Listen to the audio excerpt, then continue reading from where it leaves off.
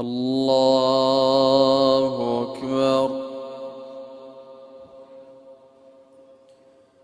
الحمد لله رب العالمين، الرحمن الرحيم، مالك يوم الدين، إياك نعبد وإياك نستعين، اهدنا الصراط المستقيم، صراط الذين أنعمت عليهم غير المغضوب عليهم ولا الضالين،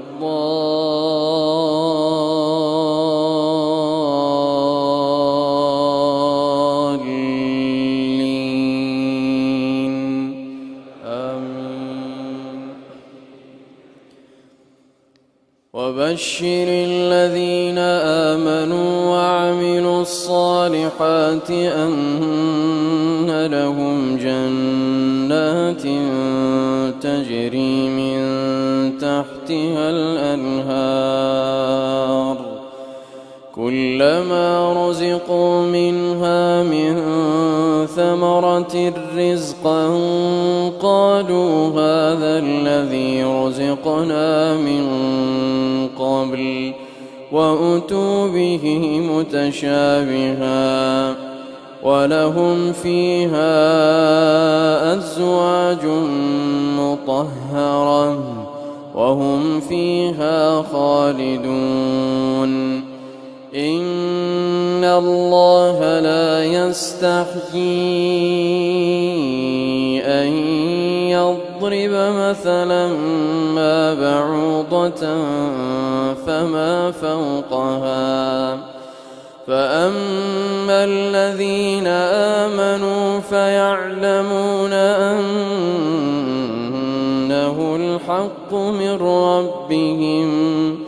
وأما الذين كفروا فيقولون ماذا أراد الله بهذا مثلا، يضل به كثيرا ويهدي به كثيرا، وما يضل به إلا الفاسقين. الذين ينقضون عهد الله من بعد ميثاقه ويقطعون ما أمر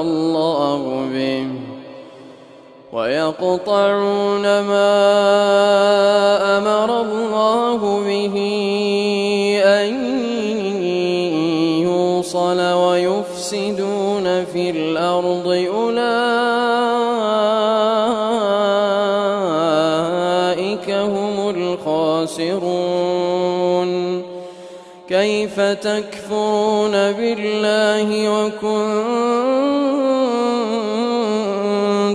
أمواتا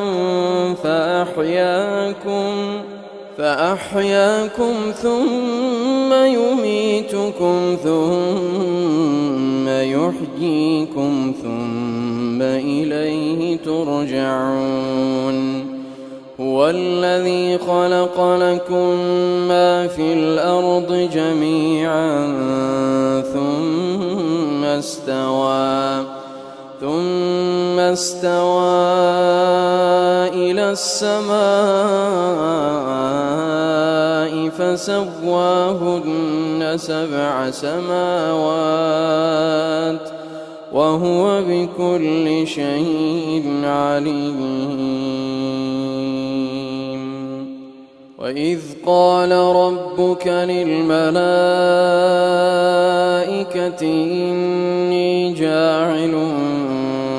في الأرض خليفة، قالوا أتجعل فيها من يفسد فيها ويسفك الدماء ونحن نسبح بحمدك ونقدس لك، قال إني أعلم ما لا تعلمون. وعلم آدم الأسماء كلها ثم عرضهم على الملائكة فقال أنبئوني بأسماء هؤلاء إن كنتم صادقين. قالوا سبحانك لا علم لنا إلا ما علمتنا إنك أنت العليم الحكيم. قال يا آدم أنبئهم بأسمائهم فلما أنبأهم بأسمائهم قال ألم أقل لكم إني أعلم غيب السماوات والأرض وأعلم ما تبدون وما كنتم تكتمون.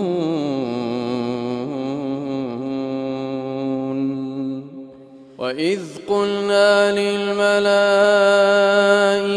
اسجدوا لآدم فسجدوا إلا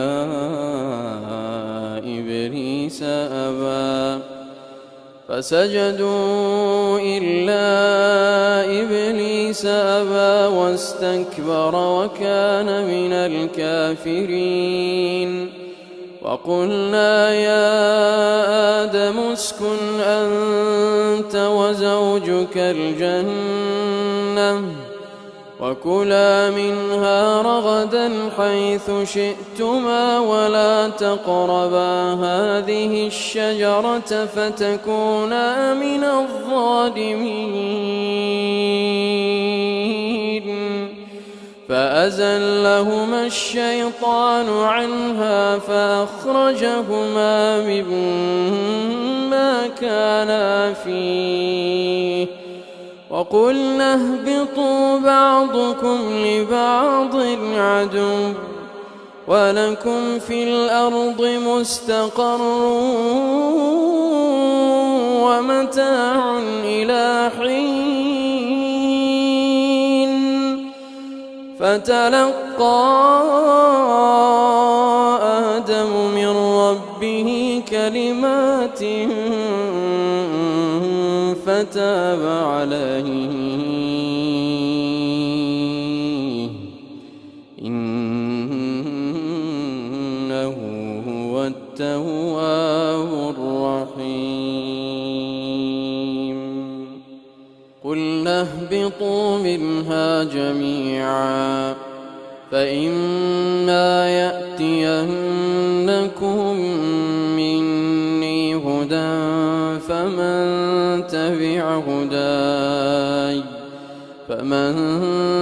تبع هداي فلا خوف عليهم ولا هم يحزنون. والذين كفروا وكذبوا بآياتنا أولئك أصحاب النار هم فيها خالدون. يا بني إسرائيل اذكروا نعمتي التي أنعمت عليكم وأوفوا بعهدي أوف بعهدكم وإياي فارهبون. وآمنوا بما أنزلت مصدقا لما معكم ولا تكونوا أول كافر به ولا تشتروا بآياتي ثمنا قليلا وإياي فاتقون. ولا تلبسوا الحق بالباطل وتكتمون الحق وأنتم تعلمون وأقيموا الصلاة وآتوا الزكاة واركعوا مع الراكعين أتأمرون الناس بالبر وتنسون أنفسكم وأنتم تتلون الكتاب أفلا تعقلون واستعينوا بالصبر والصلاة وإنها لكبيرة إلا على الخاشعين الذين يظنون أنهم ملاقو ربهم وأنهم إليه راجعون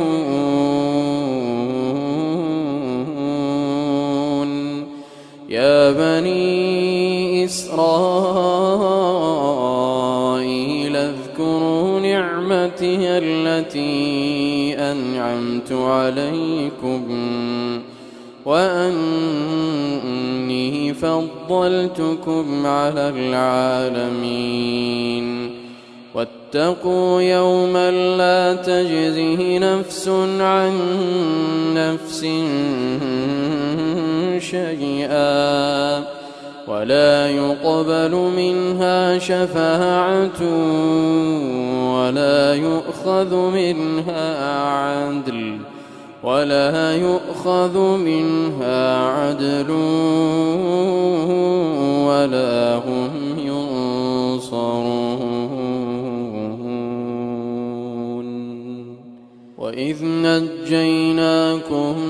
من آل فرعون يسومونكم سوء العذاب يذبحون أبناءكم ويستحيون نساءكم وفي ذلكم بلاء من ربكم عظيم وإذ فرقنا بكم البحر فأنجيناكم وأغرقنا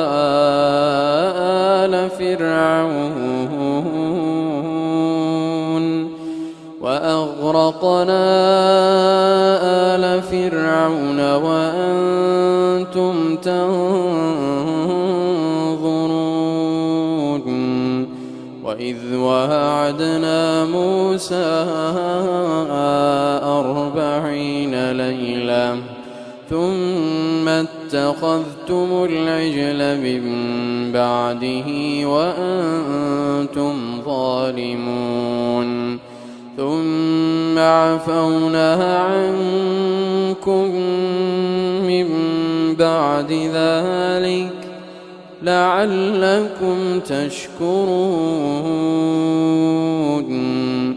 وإذ آتينا موسى الكتاب والفرقان لعلكم تهتدون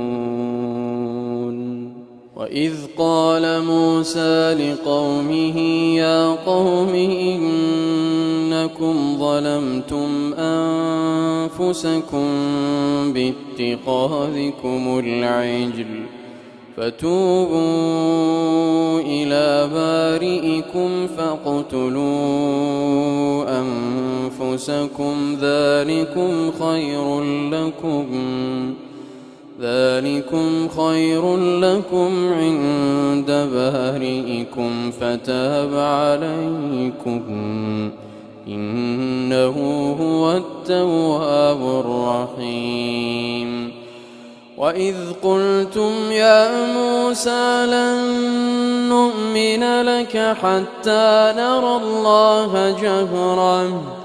فأخذتكم الصاعقة وأنتم تنظرون ثم بعثناكم من بعد موتكم لعلكم تشكرون وظللنا عليكم الغمام وأنزلنا عليكم المن والسلوى كلوا من طيبات ما رزقناكم وما ظلمونا ولكن كانوا أنفسهم يظلمون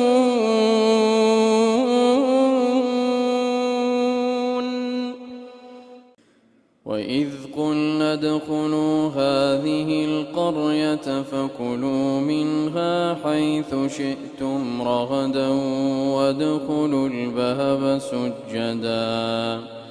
وادخلوا الباب سجدا وقولوا حطة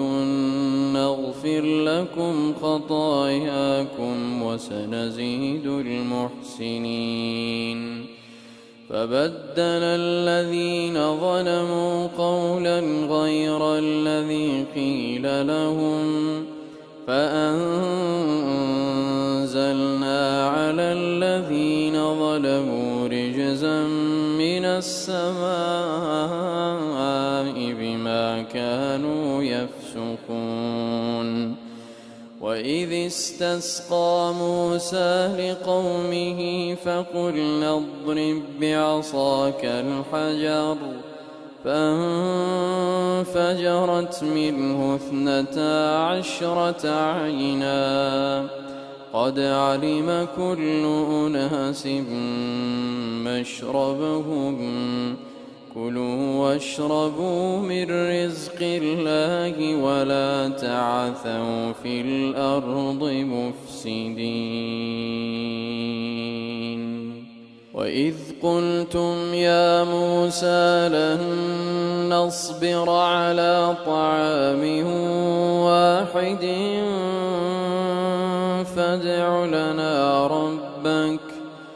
فادع لنا ربك يخرج لنا مما تنبت الأرض من بقلها وقثائها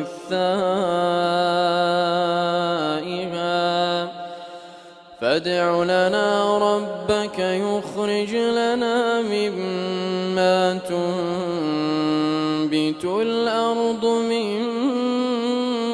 بقلها وقثائها وفومها وعدسها وبصلها قال أتستبدلون الذي هو أدنى بالذي هو خير اهبطوا مصرا فإن لكم ما سألتم وضربت عليهم الذلة والمسكنة وباءوا بغضب من الله ذلك بأنهم كانوا يكفرون بآيات الله ويقتلون النبيين بغير الحق ذلك بما عصوا وكانوا يعتدون إن الذين آمنوا والذين هادوا والنصارى والصابئين من آمن بالله واليوم الآخر وعمل صالحا فلهم أجرهم عند ربهم ولا خوف عليهم ولا هم يحزنون وإذ أخذنا ميثاقكم ورفعنا فوقكم الطور خذوا ما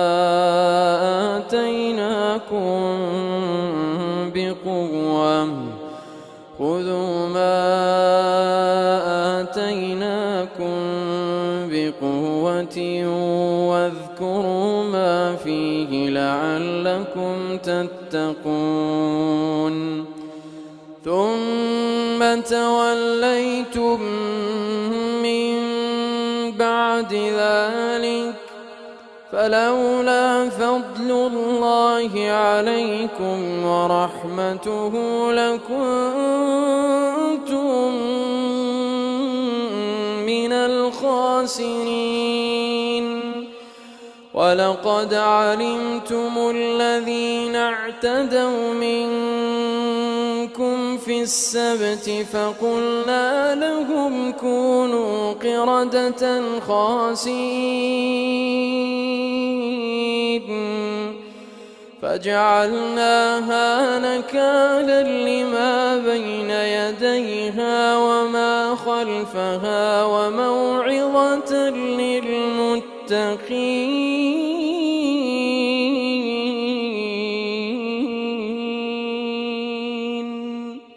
وإذ قال موسى لقومه إن الله يأمركم أن تذبحوا بقرة قالوا أتتخذنا هزوا قال أعوذ بالله أن أكون من الجاهلين قالوا ادع لنا ربك يبين لنا ما هي قال إنه يقول إنها بقرة لا فارض ولا بكر عوان بين ذلك فافعلوا ما تؤمرون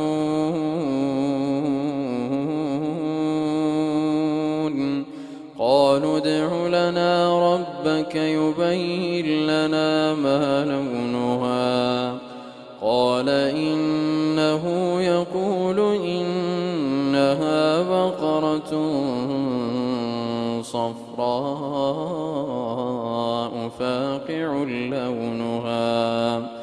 فاقع لونها تسر الناظرين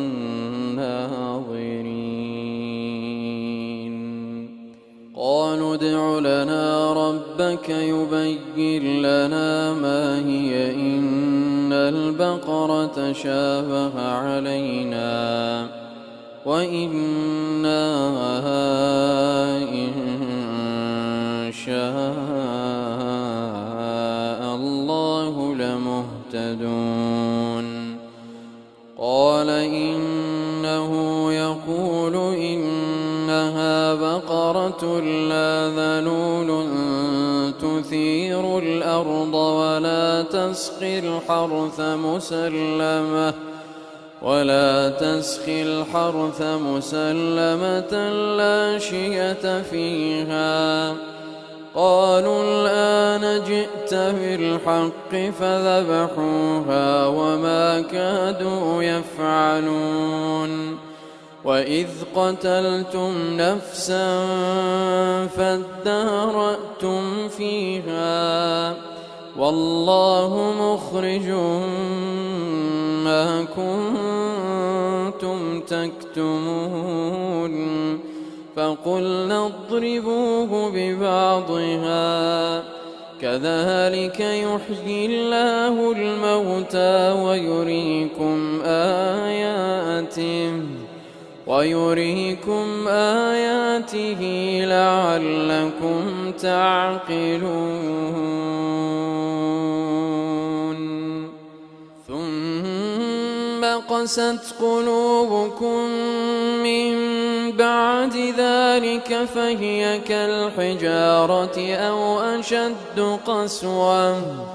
وإن من الحجارة لما يتفجر منه الأنهار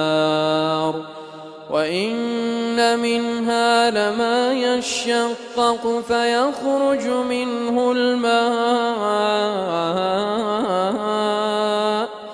وإن منها لما يهبط من خشية الله وما الله بغافل عما تعملون أفتطمعون أن يؤمنوا لكم وقد كان فريق منهم يسمعون كلام الله ثم يحرفونه من بعد ما عقلوه وهم يعلمون وإذا لقوا الذين آمنوا قالوا آمنا وإذا خلا بعضهم إلى بعض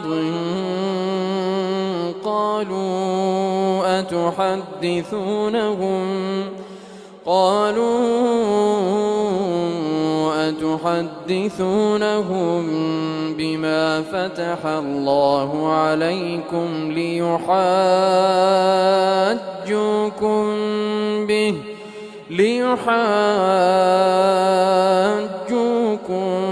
به عند ربكم أفلا تعقلون أولا يعلمون أن الله يعلم ما يسرون أولا يعلمون أن الله يعلم ما يسرون وما يعلنون ومنهم أميون لا يعلمون الكتاب إلا أماني وإن هم إلا يظنون فويل للذين يكتبون الكتاب بأيديهم ثم يقولون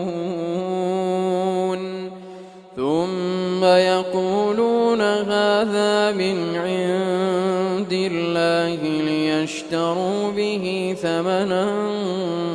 قليلا فويل لهم مما كتبت أيديهم وويل لهم مما يكسبون وقالوا لن تمسنا النار إلا أياما معدودة قل أتخذتم عند الله عهدا فلن يخلف الله عهده أم تقولون على الله ما لا تعلمون بلى من كسب سيئة وأحاطت به خطيئته فأولئك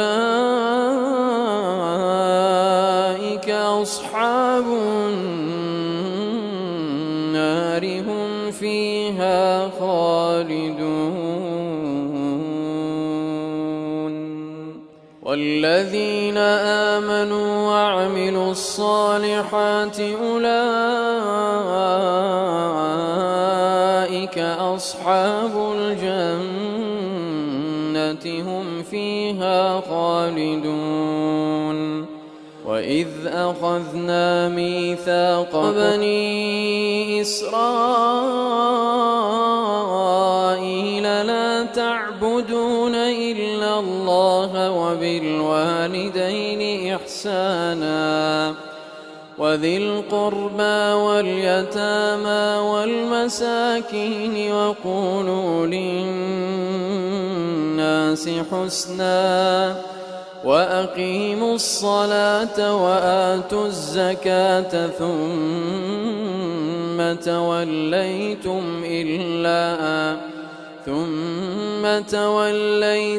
إلا قليلا